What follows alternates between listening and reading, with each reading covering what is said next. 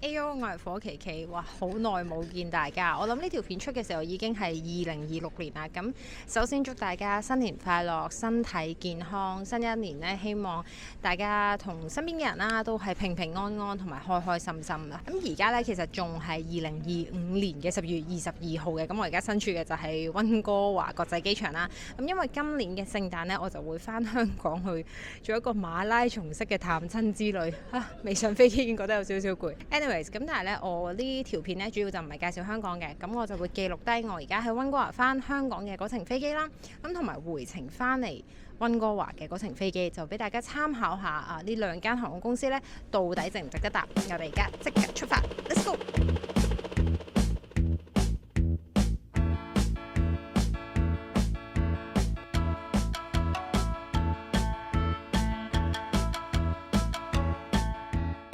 極快速，其實已經入到嚟禁區啦。依家嘅時間係9:35，但係我架飛機呢係12:4，咁所以係仲有成3個鐘頭。咁點解會咁早呢？咁其實原因一呢就係睇到新聞啦，就話聖誕會好多人搭飛機啦，咁所以呢機場會比較忙。二嚟就係貓哥一直喺度催促我，就話唔好咁遲，要我早啲到。咁所以我頭先呢係8:8咧就已經到咗啦。咁一般大家如果係返香港嘅話，咁都係揀國泰或者加航比較多啦。咁又或者一啲轉機嘅話呢，咁其實大航啦，又或者係中華、長榮等等都有嘅。咁但係今次我揀嘅兩間航空公司咧，都算唔算新呢？即係1-2年咁樣啦。咁返香港嘅嗰程呢，我係揀咗港航嘅。咁佢哋係上年25年1月咧先至復飛返呢個溫哥華香港嘅航線嘅，所以如果大家係近2年都冇返過香港嘅話呢，咁就應該未搭過啦。咁而回程呢，我就係揀咗，我就唔喺香港返嚟嘅，咁我係喺東京成田搭呢一個 Zip Air 返嚟。東京返溫哥華呢，咁我之前都搭過一次係日本航空嘅，咁傳統航空公司就仲要係日本航空，咁當然係好好啦。咁但係今次呢，我係揀咗Zip Air 係一間日本嘅廉航，咁佢哋嘅航線都唔係開咗好耐，大概係24年，我唔記得咗3月定4月啦，咁先至開始開通呢個東京溫哥華航線嘅。咁所以我今次呢返香港嘅內容就唔會拍啦，咁但係呢，我就會記錄一下呢兩程飛機嘅設施啦、服務啦、空間啦、嘢食啦，好緊要。我其實而家有少少擔心，因為我唔記得買少零食擺個背囊度，可能一陣間要補給啲，咁就俾大家去參考下，到底值唔值得啦。講翻 check in 先，咁其實今日我係早咗好多嚟嘅，咁除咗上述嘅原因之外，咁都因為未搭過港航啦，我唔知道佢會開幾多 counter 同埋幾早開嘅。咁今日係12:20嘅飛機，咁佢哋 check in counter 咧係8:30就開嘅，即係大概4個鐘頭前。我見佢哋 check in counter 都多嘅，冇細數，但係我諗都有6個以上，咁所以整體嘅 check in 過程都非常之快。咁而家入到嚟呢，就都冇咩好介紹啦。咁喺溫哥華嘅機場就大家都嚟過，咁所以我就上到飛機再拍個環境俾大家睇。香港航空依家每個星期都有2班來往溫哥華同香港嘅客機，機型係空中巴士 A330-300，可能因為返去嘅時候係旺季呢，其實都成機 full 晒㗎啦。就咁睇落呢，其實個空間呢都算足夠嘅。Leg room 呢，我自己覺得都 OK 嘅，可能因為我唔算太高啦。機上娛樂嚟嚟去去都係睇電影啊，或者睇電視。不過整體嚟講呢，佢哋嘅戲同埋電視劇呢都偏舊啊。戲嘅話呢，最新應該係鐘雪瑩嘅《看我今天怎麼說》，電視劇呢就更加舊啦。不過呢，就有男親女愛同埋有臥底旅行團，唔知算唔算係加分位啦。上機除咗會派有線嘅耳機之外呢，亦都有 amenity kit 嘅，入邊呢就有襪啦、牙膏、牙刷，仲有眼罩同埋耳塞。好彩呢程機呢都冇乜小朋友，個耳塞就用唔着啦。另外每個乘客咧都會有一張可以帶走嘅毛氈。嘢食方面咧，本身我對飛機餐咧都冇乜期望㗎啦，一共咧就係有2餐正餐同埋1個小食提供。晚餐呢，我係揀咗雞肉薯蓉啦，咁睇個樣呢，都大概想像到就係飛機餐嘅味道啦。Side dish 呢就有餐包，仲有個薯仔沙律，而甜品呢就有個椰絲士多啤梨蛋糕。搭到中段，空姐會拎餐盤行過，問有冇人要 cheeseburger。打開呢，睇落就似一個小餐包，原來啲芝士呢就收埋咗喺入邊。個餡我會形容係好似 cheese pizza 咁，總之就係一堆芝士同埋茄汁嘅味道啦。最後餐早餐呢，我覺得都算係最唔錯啦，揀咗個西式嘅火腿雞蛋薯粒啊，所見即所得啦，都係飛機餐嘅味道，可以接受啊！依家已經翻到嚟香港啦，咁報告翻頭先係有一個小狀況嘅，頭先起飛呢，我哋係遲咗大概9個字左右嘅，咁但係其實就唔關 HX 事嘅，就係佢哋話其實架機已經準備好啦，咁但係呢，上客嗰個纜橋呢就收唔埋，咁所以就要等機場嘅工作人員嚟閂翻道橋，我哋先可以行得。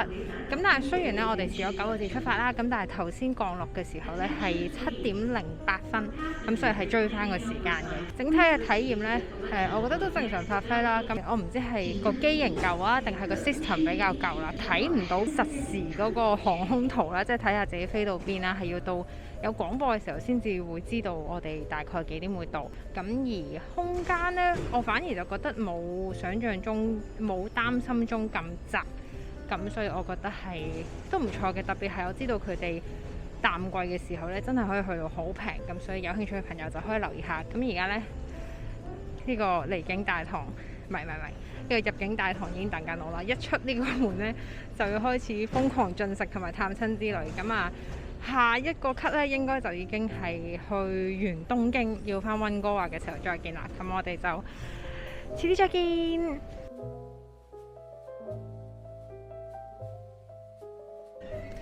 呢個角度，呢個畫面。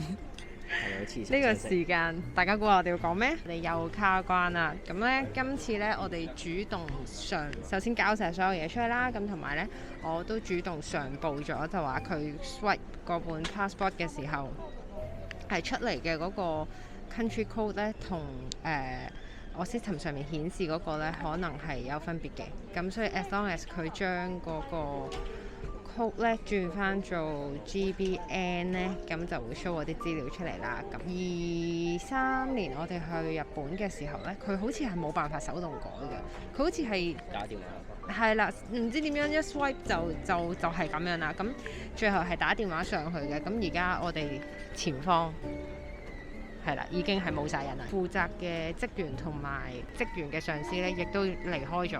但我哋今次準備多咗嘢嘅，即係除咗個金紙同 passport 之外咧，我哋都準備咗。觀眾之前建議帶埋嗰張 approval letter。係啦，approval letter，因為上面都係有我哋嘅 ETA number 同個 expiry day 嘅。咁喺呢個時候，我訪問下貓哥先啦，因為貓哥都係搭港航溫哥華翻香港嘅。咁你覺得港航嘅整體乘機體驗如何呢？飛機嘅設施比較舊之外啦，同埋嘢食就一般呢。咁其實整體都即係因為價錢平啦，咁樣你其實冇乜可以再挑剔㗎啦，咁樣。咁我覺得性價比其實都算高嘅。因為貓哥仲要係淡季啊，係啦，好似係4000幾蚊，係4000幾蚊一張機票。我都真係其實就係咁嘅意思，你俾咩價錢咪咩體驗咯，即係咁你要挑剔，梗係有好多地方可以挑剔啦。咁但係我都係嗰句，4000零蚊你旺季真係去日本都去唔到啊。咁啊，所以我覺得係有呢個 budget 嘅限制啦。咁又或者可能你一年翻去好多次咁樣嘅，咁你想性價比高呢？咁其實我覺得港航都係一個唔錯聽。但係我真係一個係下一次再搭港航嘅時候，唔會話卻步嘅，但係我會留意唔好飲咁多水，就因為個廁所真係好細，係嗰個廁所嘅細係去洗手間會頂頭嘅嗰種感覺，係啦，咁所以呢個係我唯一覺得我都會搭嘅，但係我會唔飲水咯，係啦，咁我哋今日呢翻去東京翻溫哥華呢，我哋係揀咗 Zip Air 嘅。雖然佢係廉航呢，其實佢哋係喺 JAL Japan Airlines 旗下嘅，再加埋係日本嘅航空公司啦。咁所以呢，儘管係廉航，但係都可以喺 Terminal 1呢一個最大嘅客運大樓嗰度佔一席位，而且我見到都好多至少有2至3列啊，都係 Zip Air 嘅。咁而佢哋去溫哥華嘅航班呢，日本人啦，又或者未必係加拿大人啦，我唔肯定啦。其實都聽到好多廣東話嘅。始終因為係廉航呢，所以所有嘅 add-on service 都係要俾錢嘅。咁揀位呢啲不在話下啦，嘢食都係唔包嘅。咁我哋俾大家睇下啦，同埋都肚餓嘅。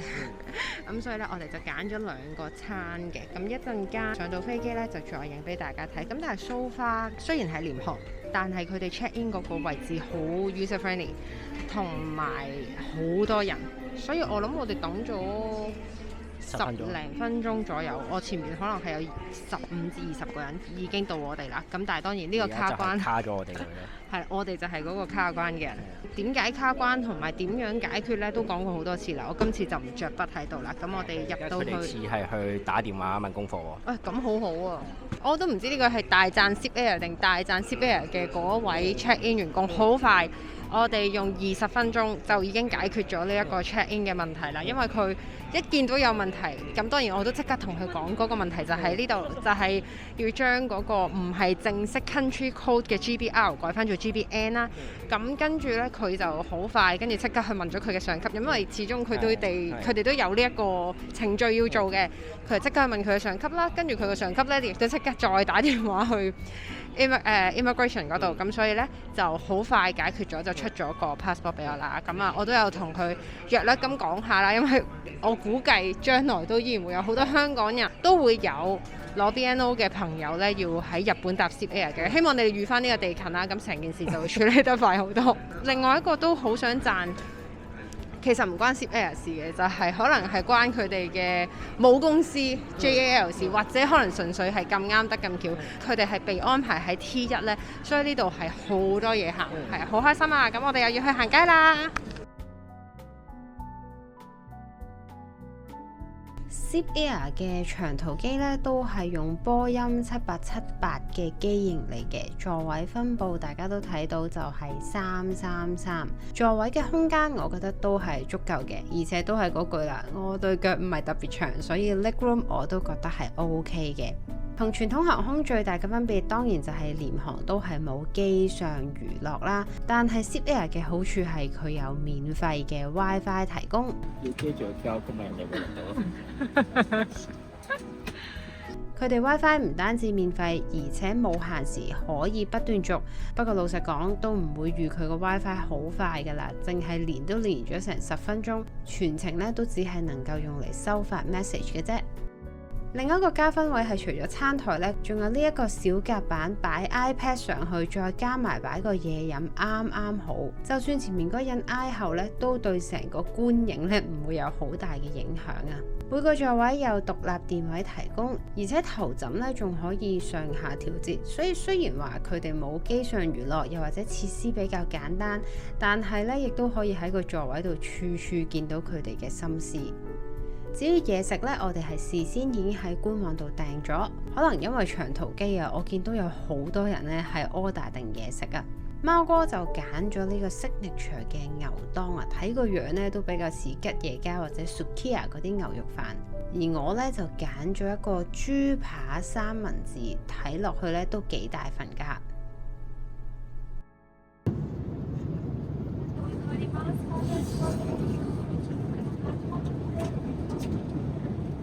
係好食嘅，好食，但係有少少糊糊地嘅感覺。你十有一難，但係個味道好食嘅。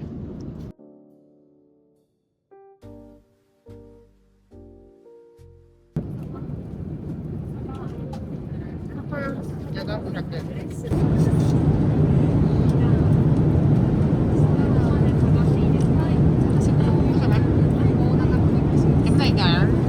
呢個定呢個？